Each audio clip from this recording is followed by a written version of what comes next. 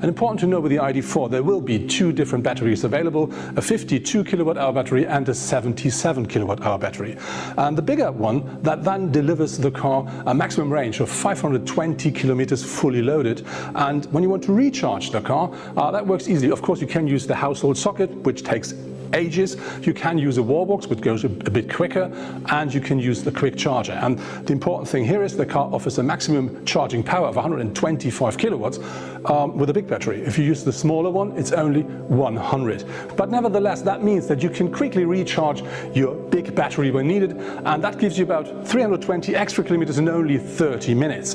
On the other hand, that battery has a weight of about 500 kilograms, which is quite a lot. But when you look here at the whole picture, this electric car only features a small engine in the front, and if you have the four-wheel version, a small engine at the rear, but nothing in between. And so you really save some weight, and overall, it's still very agile.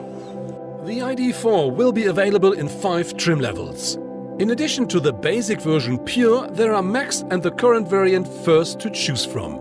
The basic price for the ID.4 Pure with a small battery, which will be available from 2021, should be less than 37,000 euros. The first version is available from around 49,000 euros and the fully equipped ID.4 First Max from around 59,000 euros in Germany. At first glance, a good offer.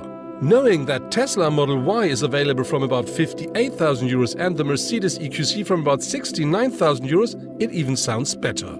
But a real competitor could be the 4.60 m long Polestar 2, for which an entry-level version has also been announced at a price below 40,000 euros.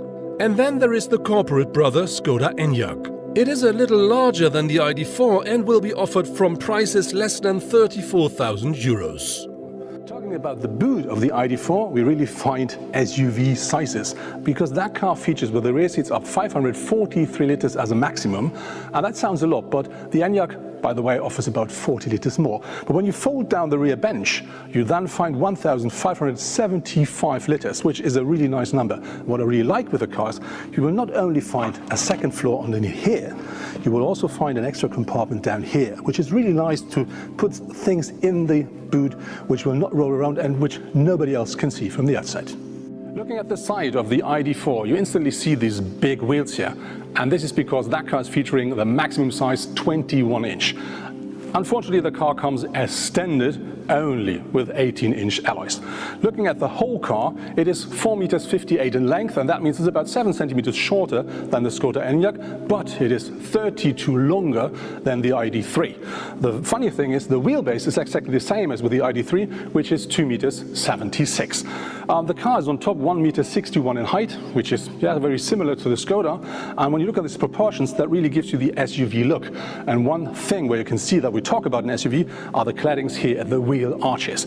There's not so much extra ground clearance, but I think wheel arches and the proportions and shape of the car really tells you this is an electric SUV. And the eye-catcher at the tail of the car are for sure these tail lights, because they not only come in LED technology, they also are very three-dimensional, and they're covered with this glass surface here, and that really gives the car the absolutely unique look from the rear.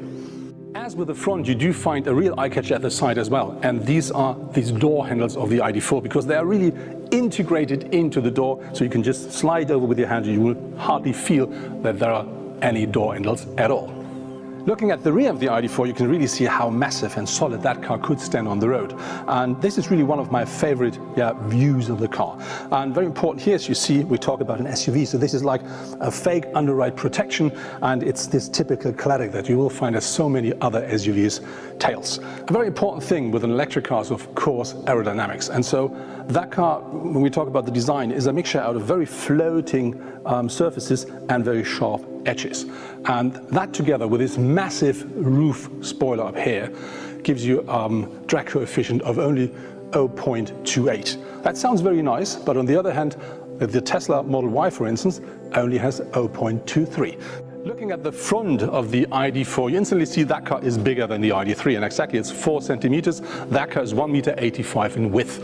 And when you look at the color, this is a special color which is only available for the first edition, but at the end of the day there will be 7 different colors available for the ID.4. And when you look at the headlamps, the ID.4 always comes with LED headlamps, but this car is featuring the optional LED matrix light.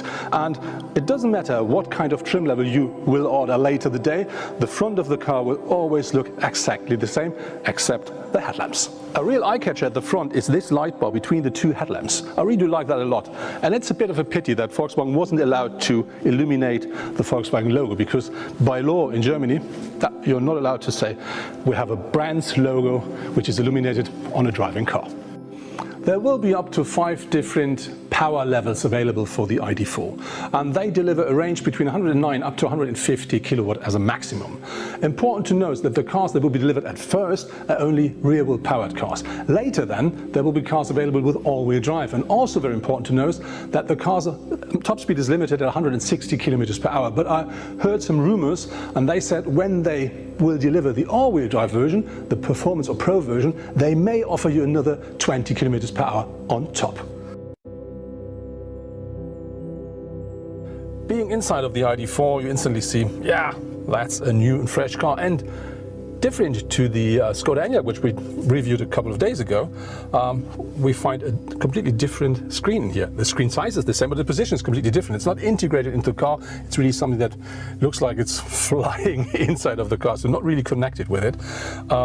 And on top of this, you do find, of course, a modern steering wheel with all these sensors here. So no knobs and other controls. Everything is sensor. That is here. You do find the same here, where you can swipe, and as you see, gesture control is working as well. You do find the same with the light control here at the rear, at the left side. So that is really very modern. And if you're a big fan of knobs and buttons, that's definitely the wrong car for you. Looking at the center, you do find a standard, a 10-inch screen, but you can have up to 12-inch. And that for sure is not only a standard system, it's a modern one. So you can configure the home screen the way you want. You can, as you may know from other cars like the new Volkswagen Golf, you do find live data, you do find internet connections and all the other stuffs you may want to have a look at. And the rest of the car really feels, very fresh, very modern, and you sit inside of the car because the car really is wrapped around you and gives you a very cozy, very nice feeling. And you do find modern materials, very nice craftsmanship. So I really have to say, I absolutely do like the interior. Regarding to the space here at the front seat, I don't know how it looks like, but it's very comfortable, even for a tall person like me with nearly 2 meters height. I really do sit very nicely in the car. How about behind me? We're going to find out now. So now I've jumped onto the rear bench, and I think I do pay a bit of the price because it was so comfortable at the front.